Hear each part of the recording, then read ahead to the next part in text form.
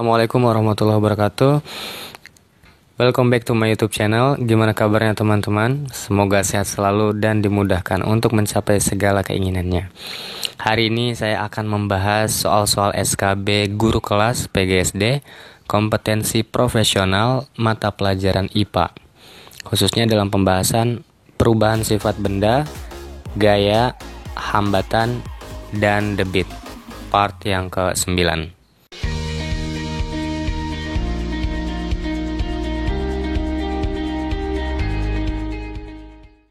Baik, langsung saja ke soal yang pertama.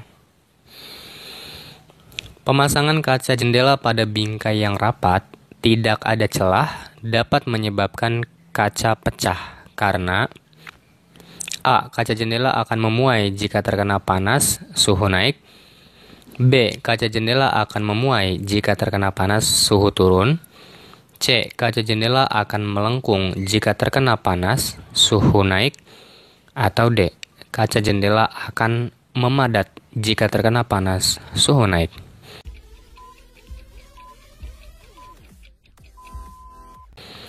Maka jawaban yang benar adalah A. Kaca jendela akan memuai jika terkena panas, suhu naik. Pemuaian adalah bertambahnya ukuran suatu benda karena pengaruh perubahan suhu, atau bertambahnya ukuran suatu benda karena menerima kalor. Pada cuaca yang panas, kaca jendela pada bingkainya terlihat terpasang erat. Dengan kaca jendela pada bingkainya disengaja terdapat celah untuk kaca yang memuai pada siang hari ketika terkena sinar matahari yang begitu panas. Soal berikutnya, soal yang kedua. Berikut adalah permasalahan yang timbul akibat pemuaian zat, kecuali A. Pemasangan kaca jendela pada bingkai yang rapat. B. Rel kereta api dapat bengkok atau melengkung. C. Pada jembatan layang dibuat celah dari keping baja. Atau D. Menyimpan ban sepeda yang telah dipompa di keramik.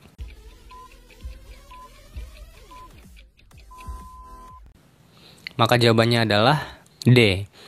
Menyimpan ban sepeda yang telah dipompa di keramik. Contoh pemuaian dalam kehidupan.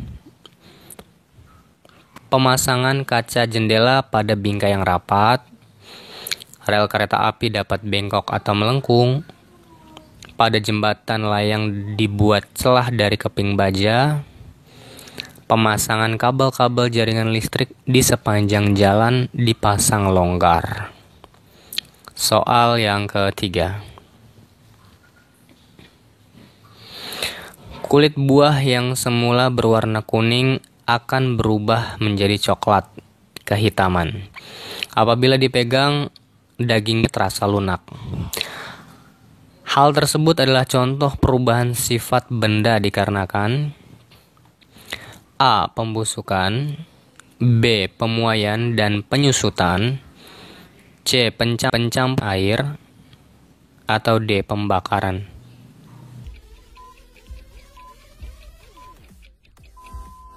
Jawabannya adalah pembusukan. Pembusukan adalah proses perubahan benda yang berasal dari makhluk hidup akibat bakteri atau jamur. Pembusukan pada benda mengakibatkan perubahan. Yang pertama, warna. Contohnya buah apel yang semula merah jika dibiarkan lama terbuka akan menghitam. Yang kedua, bau. Selain itu akan timbul bau menyengat. Yang ketiga, bentuk. Contohnya daun kering yang mengalami pembusukan akan menjadi kompos. Soal yang keempat. Berikut adalah penyebab perubahan sifat benda kecuali A. Pembusukan, B. Perkaratan, C. Pembakaran, atau D. Percepatan.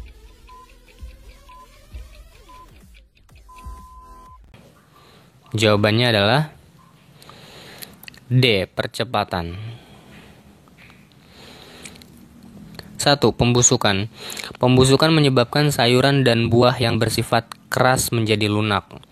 Pembusukan juga menyebabkan benda berbau busuk. Pembusukan disebabkan oleh mikroorganisme seperti bakteri atau jamur. 2. Perkaratan. Perkaratan disebabkan proses oksidasi oleh oksigen dan air pada besi dan baja yang semula kuat menjadi keropos. Warna besi dan baja juga berubah menjadi coklat kekuningan atau hitam. 3. Pembakaran. Coba perhatikan kertas yang dibakar. Sebelum dibakar, sifat kertas adalah berwarna putih, dapat menyerap tinta dan tidak rapuh. Setelah dibakar, kertas berubah menjadi abu yang berwarna hitam, bersifat rapuh dan tidak dapat menyerap tinta.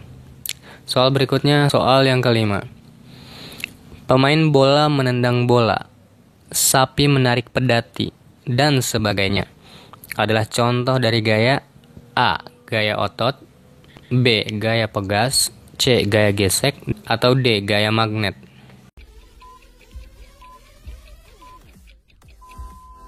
Jawabannya adalah A. Gaya otot. Gaya otot adalah gaya yang dilakukan oleh otot tubuh manusia dan hewan. Misalnya, kita ketika menendang bola, kita menggerakkan gaya otot kaki kita. Soal selanjutnya, soal yang ke-6. Seorang siswa menghapus papan tulis. Ketika kita mengerem sepeda, ayah mengasah pisau, adalah contoh dari gaya A. Gaya otot, B. Gaya pegas, C. Gaya gesek, atau D. Gaya magnet.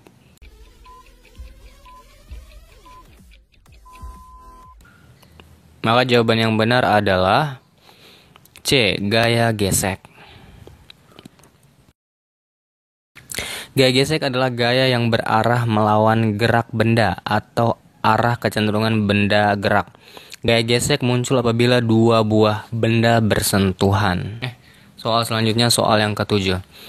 Orang yang sedang memanah, orang yang melompat dari trampolin adalah penerapan dari gaya A. Gaya otot, B. Gaya pegas, C. Gaya gesek, atau D. Gaya magnet. Maka jawaban yang benar adalah B. Gaya pegas. Gaya pegas adalah gaya yang dihasilkan oleh kerja benda elastis. Contoh gaya pegas terdapat pada ketapel, busur panah, dan lain sebagainya. Baik, soal selanjutnya. Soal yang ke-8.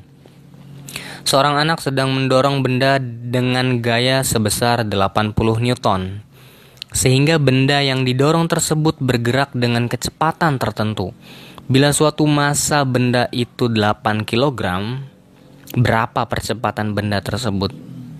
A. 20 meter per sekon kuadrat, B. 40 meter per sekon kuadrat, C. 35 meter per sekon kuadrat, atau D. 10 meter per sekon kuadrat.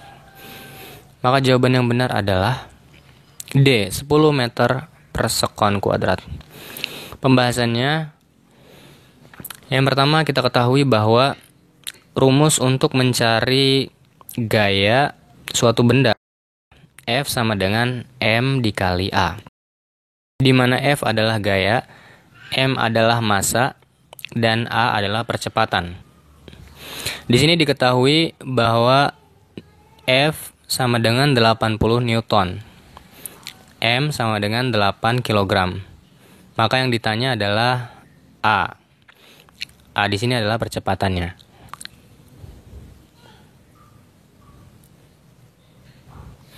Rumus untuk mencari gaya suatu benda adalah F sama dengan M dikali A. Maka jika kita ingin mencari A, rumusnya adalah F per M, atau F dibagi M. Sehingga penyelesaiannya A sama dengan F dibagi M, di mana F nilainya 80 dan M 8. 80 dibagi 8 sama dengan 10. Sehingga jawabannya adalah 10 meter per sekon kuadrat. Soal selanjutnya, soal yang ke-9. 3 buah hambatan disusun secara seri. Masing-masing nilainya 4 ohm, 3 ohm, dan 5 ohm. Hambatan ini kemudian dipasang pada tegangan 120 volt. Berapa besar tegangan pada hambatan 3 ohm? A. 10 volt, B. 20 volt, C. 30 volt, atau D. 40 volt.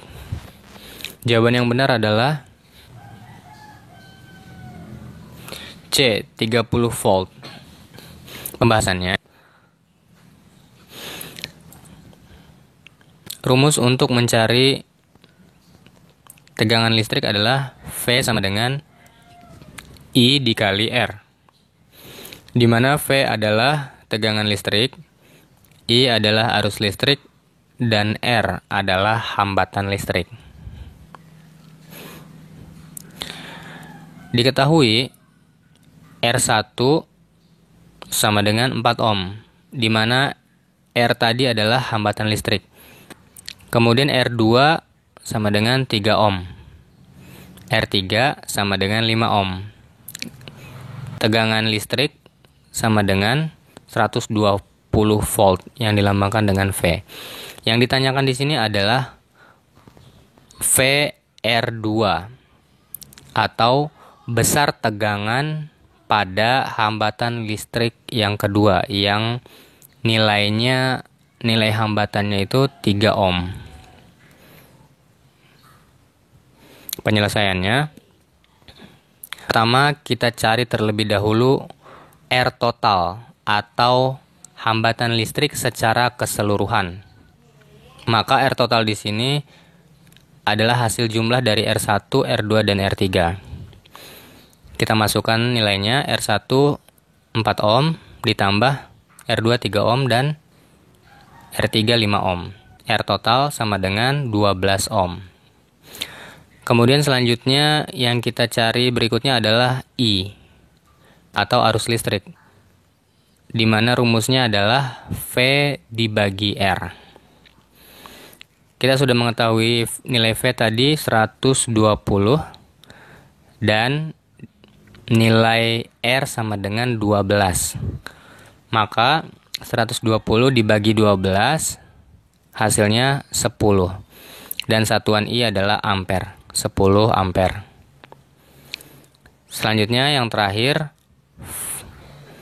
kita cari besar tegangan pada hambatan 3 ohm, di mana hambatan 3 ohm adalah hambatan yang kedua atau R2. VR2 sama dengan I dikali R2. Nilai I sama dengan 10 dikali R2. R2 tadi nilainya 3. Maka FR2 sama dengan 30 volt. Jika dalam soal lain yang dicari adalah besar tegangan pada hambatan yang ketiga atau yang pertama, tinggal kita rubah saja I dikali R1 atau I dikali dengan R3. Soal yang ke-10. Air yang melalui pipa dapat memenuhi bak air dengan volume 1200 liter dalam waktu 10 menit. Debit air yang mengalir dalam pipa adalah A. 5 liter per detik, B. 6 liter per detik, C. 1 liter per detik, atau D. 2 liter per detik. Maka jawaban yang benar adalah D. 2 liter per detik.